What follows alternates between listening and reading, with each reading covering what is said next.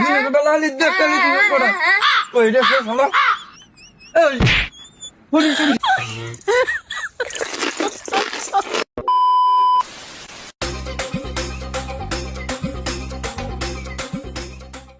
এ ভাই একটু একটু জোরে হাঁট ভাই। আর ভাই জোরে হাঁটবো কি করে আমি? সেই যে আমপান ঝাড়ে গাছটা ভেঙে পার উপরে পড়লে বাপু, সেই থেকে পায়ে আমি আর জোর করতে পারলুম নে। তুই আমার রাত্রির বেলা লেগেছিস কেন?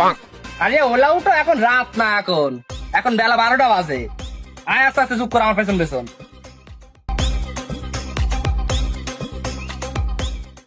এখানে একটা বাড়ি মতন দেখা যাচ্ছে নাকি? হাগো বিচারা, বাড়িতে কেউ আসো নাই? বাড়ির সামনে এসে চেঁচাচ্ছে কিনা? বাপু আমরা একটু এলাম গো বাপু, একটু ভিক্ষে দাও না বা। ভিকে নেবা? হ্যাঁ দাঁড়াও দিচ্ছি।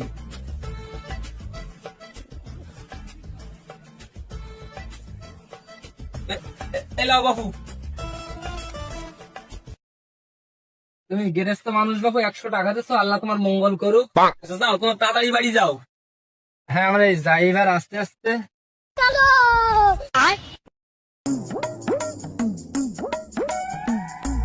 এই বাড়ি তো 100 টাকা দিচ্ছে, তাহলে একটু গজল গায়, তাহলে এর ভিক্ষাটা বেশি পাবানি।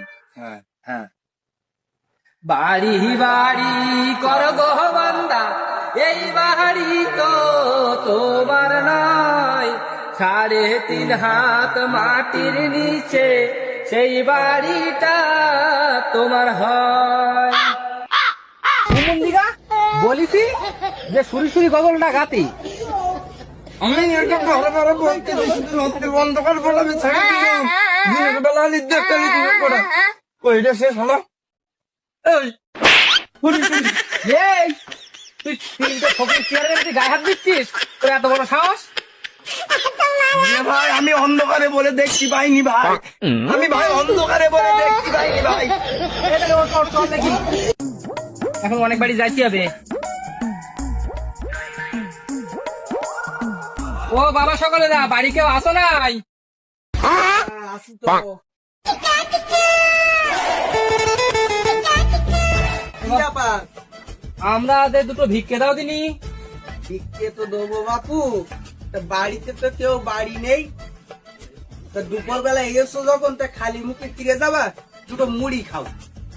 তাই দাও, দুটো খাই আমরা। আমি তাহলে দুটো মুড়ি নিয়ে আসি বাপু।